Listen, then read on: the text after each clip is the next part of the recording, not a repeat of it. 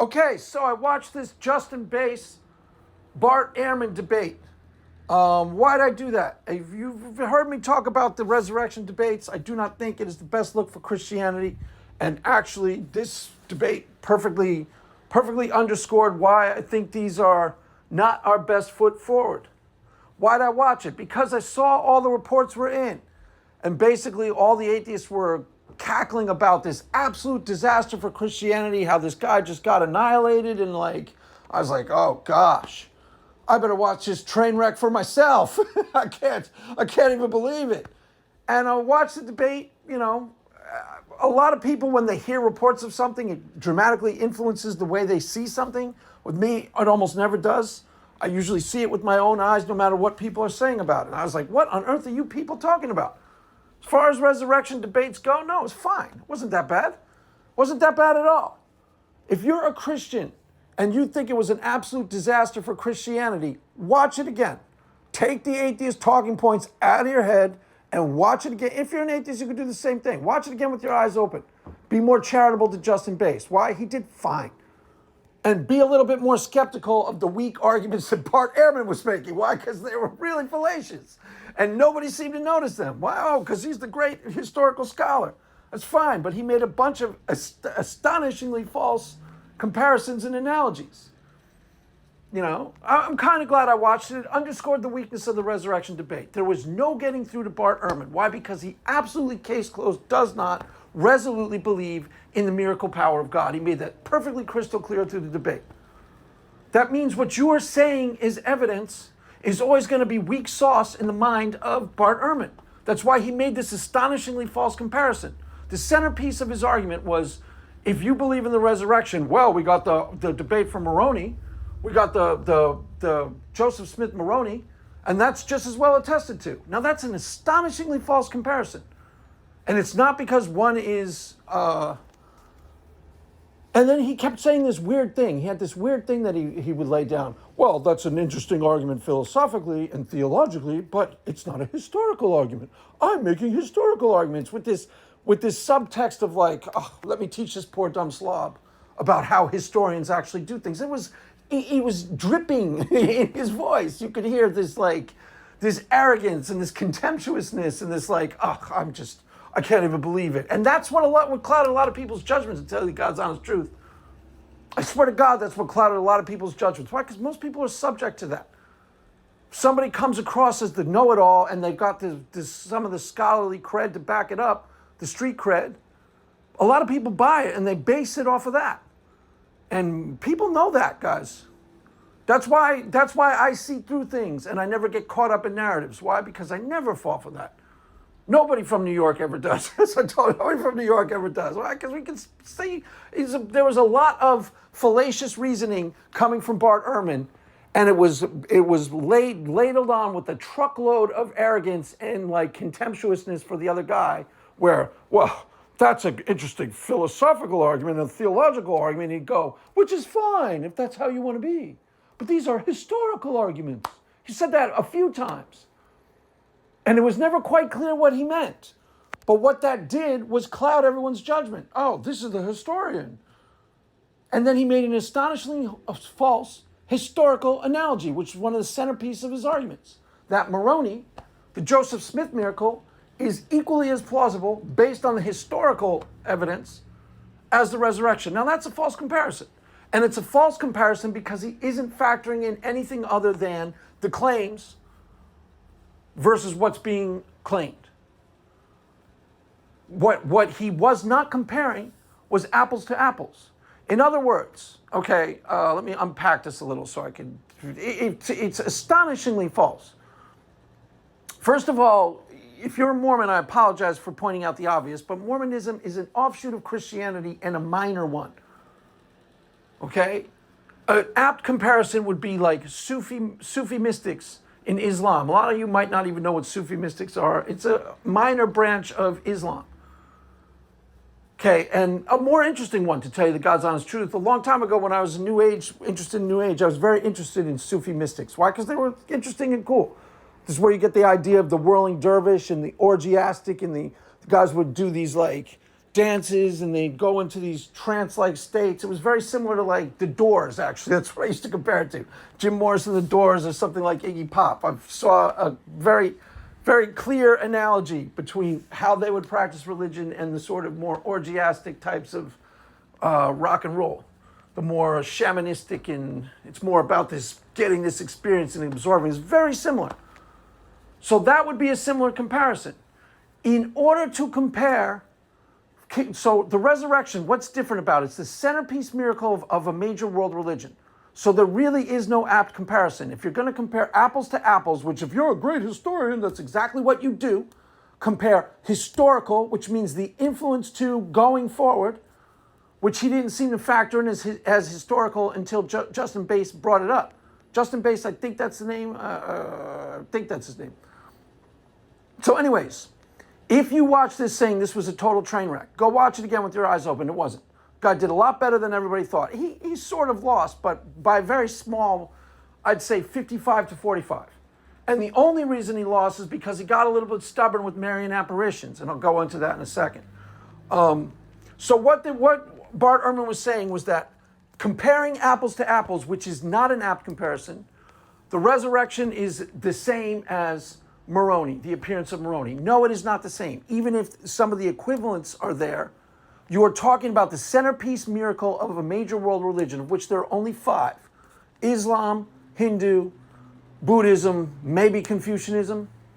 I don't think anything else necessarily would qualify, maybe Taoism. Maybe Judaism, but even then, a major world religion means attested to and believed in by north of 500 million people. Okay? That's apples to apples. Now, there's no such equivalent miracle in Islam as far as I know. Yes, there's, they thought that Muhammad was inspired to write the entire book, but an equivalent miracle would be something along the same line, a centerpiece miracle of Islam, like Muhammad went to a town and made a cow levitate for north of 2 weeks, and 50 people in the town saw it with their own eyes and attested to it. Something like that would be the equivalent. That'd be comparing apples to apples. Then you could make the equivalent. Other than that, it's not the same thing at all. Why? Because a lot of what is factoring in is is the prominence of this miracle in the minds of the adherents. That's hugely influential on his plausibility factor. To not think that, to not factor that in, is not you're being a super smart historian. It means you're being super dumb and you're ignoring the obvious. This is why I don't think the resurrection arguments are all that great to begin with, by the way. Because it was clear to me that Bart Ehrman, okay, and I think I already said this, but he was clear to me he doesn't believe in miracle power of God at all. He made that perfectly crystal clear. He literally asked the guy, do you think God can bend the laws of physics? Well, duh, what do you think a miracle is? No, I don't. I don't know why Justin Bass didn't say, of course, dude. Because he himself was being a little bit overawed by what Bart Ehrman was doing subtly was trying to flex his credentials. So instead of making actual arguments, he was trying to impress with his standing in the community. And a lot of people were taken in by that. I'm never taken in by that. Because Bart Ehrman can be astonishingly false. Because that's a false comparison that he was making right there between Moroni and the resurrection of Jesus Christ. Okay, if you're going to talk apples to apples, it's got to be a centerpiece of a major world religion. That is apples to apples comparison. Other than that, it's irrelevant. Why? Because there are miracle claims about voodoo rituals in Haiti right now as we speak. Some of them are plausible, some of them are not plausible. And yeah, you could say to Justin Bass, do you find this Haitian ritual, they said they did X last night and 15 people attested to it, that's equivalent to the resurrection? Technically, you would be correct, but it's not an apt comparison. Why? Because you're not comparing apples to apples. And just because Justin Bass weakened his hand by being unwilling to attest to the miraculous in other contexts, okay, like I said, Marian apparitions, the comparison's okay. But he had a decent answer for Marian apparitions, but what he should have just done is go, yeah, probably. Those are somewhat plausible. Why? Because they are somewhat plausible. Each one needs to be investigated by itself. This is the weakness of the resurrection argument. What? To the non-believer, it's not plausible in the slightest. And Bart Ehrman made that perfectly crystal clear. Do you think God can bend the laws of physics? Absolutely, case closed, yes, or we wouldn't be having this conversation. Resurrecting someone from the dead, dude. I don't know why Justin Pace didn't say hello. Resurrecting someone from the dead is bending, let's just say it's tweaking the laws of physics just a tad. What kind of stupid question is that? It's an idiotic question by someone who's not thinking clearly but thinks he's Mr. Great Historian. So he doesn't have to think clearly. There's only one thing that you can do if you are a legitimate historian and you're dealing with miracle claims. Okay, put it in the category of I'm agnostic about that, and I'm just dealing about the facts surrounding it. Every single solitary time. A lot of agnostic scholars don't do that. They immediately go, didn't happen. Why? Because it doesn't comport with my worldview. Okay, that's not scholarly or correct. That's not how things work. That's immediately what they do. It's by definition less plausible. Why? Because I don't believe in miracles at all. And they do exactly what the atheist does internally. The bar now has to be 100 times higher. Remember, extraordinary claims require extraordinary proof. But that's not true according to history. Now, there are atheists who do not make this mistake. History for atheists, as far as I know, doesn't make this mistake. He doesn't have an opinion about the miracle. He only has an opinion, which is the only thing he's qualified to talk about, is the details surrounding the miracle. Bart Ehrman gives himself the license to have an opinion about the miracle itself, quite clearly. That's why he can make these false comparisons and think that they're fine. Now, as I've said, to a Christian, the idea of resurrecting Jesus from the dead is no more implausible than when I go to my prayer closet and I pray about 100 mundane things that take place during the week. God, let me get you, a friend of mine was praying about getting money to cover his rent. Getting money to cover his rent. Think of the supernatural power involved in that. That's a pretty average, prayer by a Christian that almost any Christian can undertake. You are still talking about the same amount of supernatural power required for God to give you enough money to cover your rent when you don't have it, as required to raise somebody from the dead. I know most people don't think that, but think it through. The example I've used in the past, you're late for work. God, make my boss late for work too. You are accessing the exact same amount of supernatural power, no more, no less. You are talking about, you are actually, and believing it with almost 100% faith, depending on where you are in your faith walk. When my wife's mother-in-law was in the hospital, okay, I started going into warfare prayers where you just pray for 5, 6, 7 hours straight. Okay, the amount of power it would access. There was one thing that I took as a sign that God was starting to show up on our behalf, that all of a sudden someone from our church was sent there to start praying for her. We didn't tell them about it, as far as I know. So the amount of supernatural power involved just then and there was off the charts. All of a sudden there would be quote unquote miracles, and I say the term lightly because I thought they're miracles, but I don't expect any atheists to, in terms of the doctors that were, all of a sudden we get the best doctor in town.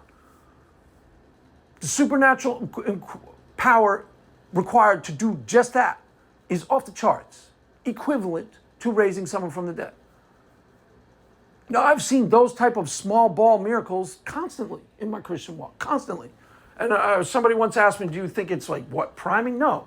I believe in the miracle power more than the people in my church. Why? Because I've seen it active in my own life thousands of times. The example I've used in the other video, okay, when I was going to visit my dad, I use this example because it's very easy to be skeptical about it. I can give you the tools to naturalize it pretty easily. Doing that on purpose. That's why I don't think the resurrection arguments are all that good. Why? Because it's demanding of the atheist too much, that they believe in the power of God to that degree. It's the centerpiece miracle of Christianity, so the emotional stakes are way too high. And you are talking, if you look at Bart Ehrman, to basically a brick wall. God doesn't believe in the miracle power of God at all. I don't know how someone becomes a Christian and goes from believing in the miracle power of God pretty much round the boards. When he was a Christian, I'm sure he prayed, if his wife got in the hospital, he prayed to heal his wife or bring good doctors to take care of his wife. Normal prayers that every Christian prays. Okay, the amount of supernatural power you are trying to enlist in just an everyday prayer is roughly the same. So there's nothing all that extraordinary about a resurrection. That's the only thing I'm pointing out. Nothing at all. You feel like you got a prayer answered in that context? How is the resurrection all that more implausible? It's not. right? Why Bart Ehrman was being astonishingly false is because he was making false historical analogies.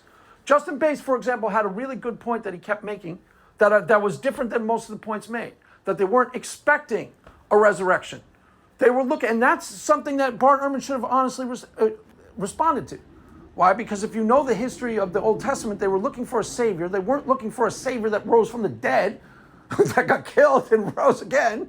It's not what they were looking for. They were looking for a political leader to come in and take over and kick ass. That's why they didn't recognize Jesus as an original incarnation. Why? Because they were looking for a big, bad, tough guy like Craig Reed to come in and, kick the Romans out. What was it in Jesus Christ Superstar where the guy's like, you got the power and the glory. I can't remember. But out of the, where they actually, there's a song that actually underscores that they weren't looking for the type of savior that Jesus was. They were looking for a big, tough political leader.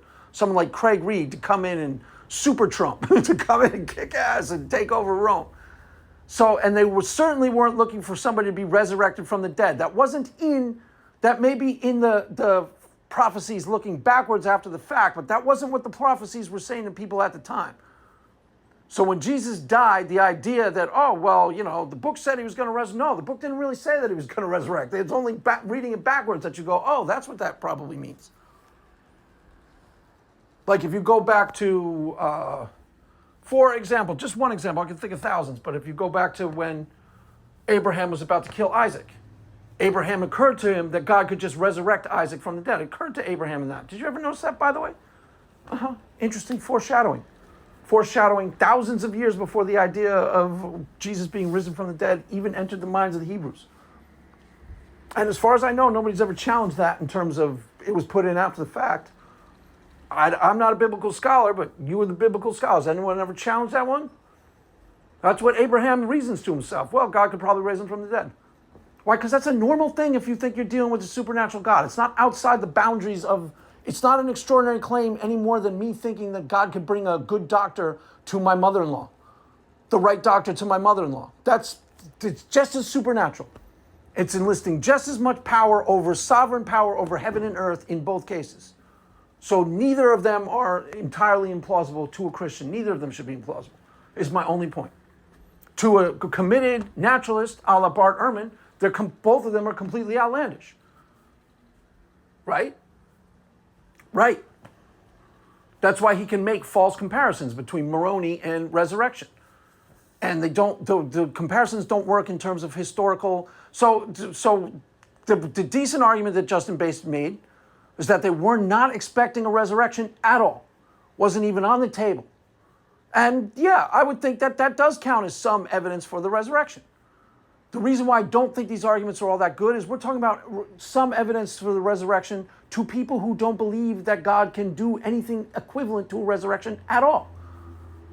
That's why I said presuppositions are the key. Why? Because these people have a firmly rooted presupposition that the supernatural does not occur.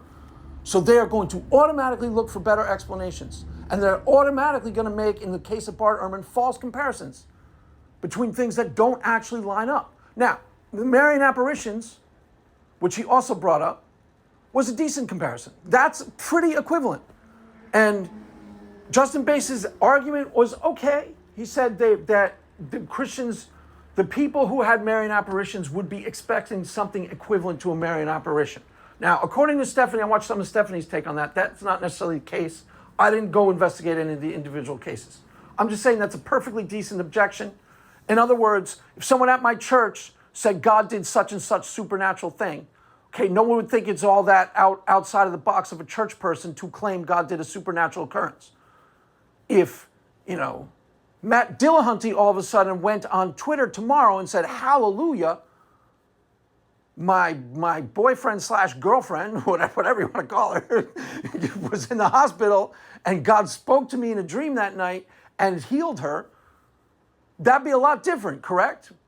So the idea that people who are expecting it, because it sits within their paradigm of reality, it's not quite as big of a deal, makes sense. Now, according to Stephanie, some of those Marian apparitions may have occurred to people, I guess, that weren't Catholic. I don't know. But Justin Bass would have been much better served by just going, yeah, I think the Marian apparitions are plausible. Why? Because they are. To a Christian, they should be plausible. That doesn't mean that they happened, and it doesn't mean that they were, of God necessarily. That's what I'm saying. There's supernatural occurrences all over the world. That's why to single out Moroni and say this is just as plausible as the resurrection based on the facts is idiotic. Why? Because it's not entirely based just on the facts.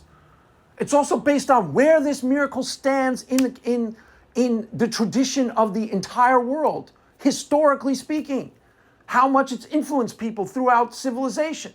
That's where Justin Bass was also on better ground, and there's a really good argument to be made there that he started to make.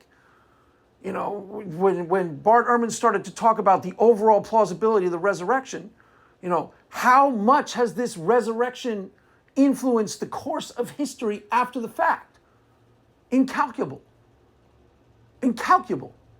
You listening to me, whoever you are, stand in Western civilization, which for a while was known as what? Christendom. Emerged out of what? Christianity. So that centerpiece miracle of Christianity was not implausible to most people in the western part of the globe throughout history. Matter of fact, it was eminently reasonable and plausible. It's only recently they've said, well, it's an extraordinary claim, extraordinary proof. By definition, as I've said, atheists can balk at this if you want to, more plausible than atheists. Why? Because plausibility is entailed by how easy it is for something to believe.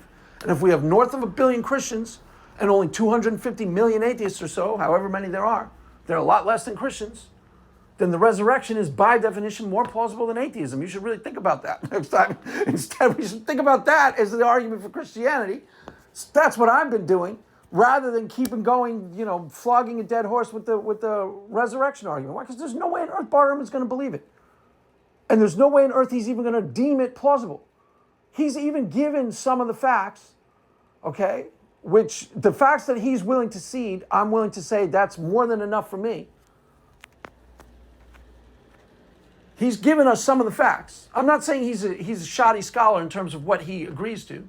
He's pretty straightforward, the things that he thinks, who he gives miracle testimony to and who he doesn't. I'm fine taking him where he lays. But you're never going to move the needle with him. Why? Because he doesn't believe in the supernatural power of God at all. That's the needle that's got to move. And that isn't going to move based on the evidence for the resurrection. Why? Because just frankly, it's not strong enough, particularly for a committed naturalist. Now, some of those Marian apparitions, maybe those are more powerful in terms of convincingness. If you want to think of convincing supernatural occurrences, here's one that's a doozy. Go look up every time people take DMT these days, there's a constant report that almost everyone makes. I think even Joe Rogan says this. These little elves, the transformation elves, that come and start talking to you. I swear to God, go look it up. Just look up transformational elves and you'll get 500 testimonies that everybody who's taken this drug has an experience with these transformational elves. Now, the most plausible thing is that it's supernatural.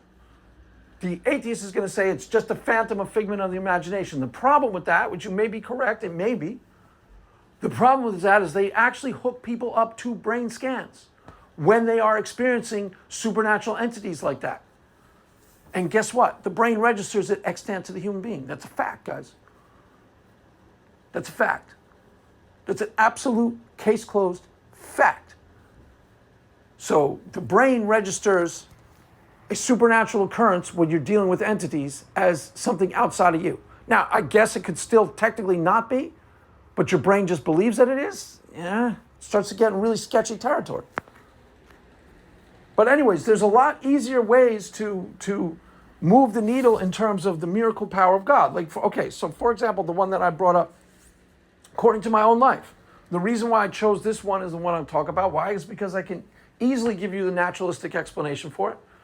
I was heading towards my father's funeral. My father had 5 albums in his entire life that he owned. All 5 Simon & Garfunkel albums. He didn't own a single other album. So there's only one type of music I ever associated with my dad, and that was Simon & Garfunkel. And I heavily associated with my dad. Why? Because he only owned 5 albums in his life, because he loved the lyrics. Right? I wound up commandeering all the albums, and Simon and Garfunkel was one of my first loves musically. 7th grade, I was obsessed with them. It's a great band, actually. Still like them a lot. Now, when I was going to the funeral of my father to bury him, playing at the airport was a song by Simon and Garfunkel called El Condor Pasa. And if any of you know the song, probably most of you won't. Okay, I'd rather be a sparrow than a snail. Yes, I would. If I could, I surely would. It's a Peruvian folk song that they redid. It's very mournful, sounds like a funeral song. Pretty sure it is a funeral song. Now imagine, I'm a new Christian, 3 or 4 years, but I'm very, very committed Christian. And I hear that at the airport. Every hair in my arm stood up. Practically broke down the airport and started crying. Now, why is that could be interpreted naturalistically? Because it could be that I was just paying attention. My subconscious was available to it. I never would have noticed it otherwise. But here's the thing. Okay, what are the odds of Simon and Garfunkel playing randomly at the airport when you go to visit my dad? Not very high. 1 in 1,000. What are the odds of the only song that they sing that is plausibly about the death of a man? Because that's what's happened. El Condor Pasa is plausibly a funeral song about the death of a man. There's literally a line in the song, a man gets tied up to the ground. He gives the world its saddest sound, its saddest sound. It's the only song that they sing that is plausibly about the death of a man, and that's playing at the airport. What are the odds of that? 1 in a million, 1 in a billion? Every hair on my arm stood up. I practically broke down the airport and started crying. Now, I understand if you're an atheist that that's not good enough evidence, but do you understand how, to me, the committed Christian, that was practically like a fall on my face moment? The Bible says every hair on your head is numbered. That is so specific and so personal a detail that it made me literally believe, word for word, every hair on my head is numbered. Every move I make is being watched. Why? Because that's really specific detail. And I promise you, I was on the plane to my father's funeral. It was JFK getting off the plane, going to bury my father. Now that is an astonishing, to me, that was case closed, a miracle. Now the reason why I've laid that one out for you is because I sincerely doubt that most atheists will take that as a miracle. They'll have a naturalistic explanation. Why? Because naturalistic explanation is 100 times more plausible to them. Only thing I'm asking you to think of, if you're the atheist, is put yourself in that shoe. Put yourself in my shoes. Going to bury my father in something that weird. It's a big coincidence, Craig. It's a really big coincidence. That's the point. Really big. Like, unbelievably big coincidence. And I promise you every minute of what I just said is true, and I don't think there's anyone who's going to not believe me. Now, I've had thousands of experiences like that. That's why I believe in miracles. Because to me, the supernatural power involved in that is off the charts. The sovereignty demonstrated over heaven and earth, and that every hair on my head is numbered, is off the charts. Incalculably true. So I don't really need to try and prove to someone the base, because the actual evidence for the resurrection, especially according to someone like Bart Ehrman, or to try and convince someone like Paul G, isn't all that strong. It's what's written in the Bible that they don't believe in really as a book anyways. You know? So it's not really all that strong. It's not our best look. And as Bart Ehrman demonstrated clearly, he is not in the business of believing miracles at all. He literally said, do you think God can bend the laws of physics? Like, what kind of an imbecile question is that? Of course we think that. Why else would we believe that God could do any miracle? We believe that God is, and if you don't think that that's what we believe as a Christian, it's literally what we believe, that God can sovereignly intervene in the laws of physics as he sees fit. That's what we believe. That's why my mother-in-law can get hit by a car. I can pray for 5 days straight, and she can have a miracle. And guys, guess what? She had a miracle. I'm not ready to tell that story, but one day I will tell that story. And it's just as compelling as the one in the airport. 100% real to me. I tell you that story as it happened in my life. It probably might be wound up being real to most of the people listening to me. Why? Because actually what happened. I went into warfare prayer, prayed for 5 days straight, fasted, prayed, didn't do anything. And she lived. And she wasn't supposed to. The doctor even said, there's no way on earth this was a miracle. I mean, he didn't say it to me. I wasn't there. But anyways, so what's the point I'm making? The overall point is, go watch it again. Justin Bass did not do that bad. Some of his points are a lot better than he was given credit for. The whole reason why the narrative took root is because Bart Ehrman dealt with him with this sort of contemptuous, like, I'm the historian, and that's a perfectly legitimate philosophical argument or a theological argument, but I'm making a historical argument. I hope that you could see that. And then he made false historical analogies. So, go watch it with eyes afresh. Bart Ehrman didn't do that great. He really didn't. He really didn't. The reason why he doesn't believe in the resurrection, God's honest truth, is because he doesn't believe in the supernatural power at all. And if he were a Christian, and I know he was a Christian, who has had supernatural occurrences in his life, then shame on him. Did you hear me say it? Yeah, I said it. Because he probably has. Some of you who are Christians, who used to be Christians, who say that God is hidden, is he? Was he then? Did you have those experiences in your life where, that's the thing I was going to ask John Steingrad. John Steingrad has talked about the hiddenness of God. Now, John Steingrad is a Christian was a Christian the way I'm a Christian. And I'm like, was there really hiddenness of God in your life? Wasn't there that time where you were driving with the band and the bus broke down and you all held hands and prayed? And lo and behold, like out of the blue, and you all went, oh my gosh, I can't believe it. Because that's happened to me thousands of times, guys. The guy shows up with the tow truck and even says on the side, like, he's got a fish on the back or something, or some sort of like clue in. Stuff like that has happened to me thousands of times. So it's hard for me to believe that God was hidden from him, but maybe he was. I don't know. I'm not him. I didn't live his life. But if any of you are former ex-Christians and you had experiences in your life where God actually, go back and look, where you prayed and something happened. Because if you're denying that now, that's just freaking pigheadedness. I don't see how it couldn't possibly be the case. I could go to my church today and come up with 100 miracle claims just off the top, just like that. And some of them would be implausible. Some would be ridiculous. Some would be Jesus appeared a piece of toast in Mexico. Like I said, not all of them are equally plausible. Some of them are outlandish. But the centerpiece miracle of Christianity, it is what it is. So there you have it, kids. Just a fun little video to put out. Like I said, I normally don't watch resurrection debates. The only reason why I watched this one is because everyone talked about how much the Christian got killed. So I wanted to go see this train wreck with my own eyes. Go watch it again. He did not get killed. He really didn't. As I said, Bart Ehrman made a bunch of astonishingly false analogies. That was the only one I could think of. That's the main one, but there was others.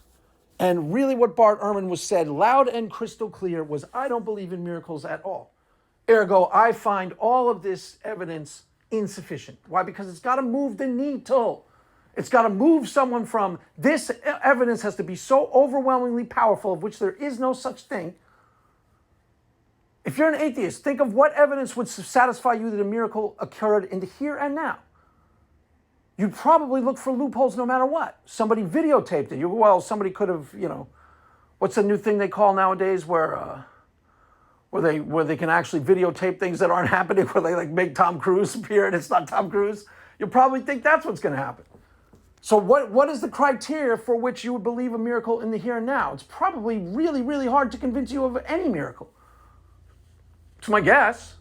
And here's the part. A lot of you have experienced things akin to the supernatural in your own life. Used to think that was the difference, that atheists had never experienced anything supernatural. But as I've been doing this a while now, I've realized they have. I'd love to go through Bart Ehrman and hear some of the things that happened to him as a Christian that he now writes off and says, oh, yeah, I believed it then, I don't believe it now. I'd love to hear those. Why? Because I bet you $1,000 some of them are hard to write off. Bet you $1,000 that there are. It's just a guess. Could be wrong. But anyways, so there you have it, kids. Like I said, I went in expecting a train wreck for Christianity. As I found out, the guy did pretty reasonable. Pretty good. Some of his arguments are decent.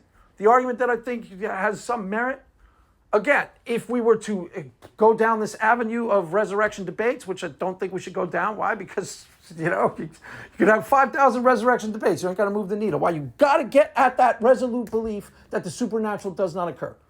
You do not move the needle on that. You are not convincing anybody of anything. Why? Because the evidence is not strong enough to move that needle by itself. It's just not. And you need to actually understand what is entailed to move an atheist to believe in the supernatural. It's pretty darn high bar. Even in the here and now, even with evidence that they could not write off. I don't know what it would take, but it would take a lot. That's why I started moving to presups. Why? Because I realized that that's probably the most important thing. You got to get at the presup, shatter their paradigm of reality ahead of time, before you present any evidence whatsoever. That's at least got to be part of your game plan. Why? Because the paradigm of reality is really strong. And it's convincing to people. A lot of people watched that debate and thought that the Christian got killed. And that's because Bart Ehrman presented it like that during the debate. Chuckled at him a few times. Scoffed at him. If you were a historian like I'm a historian. That's what happened.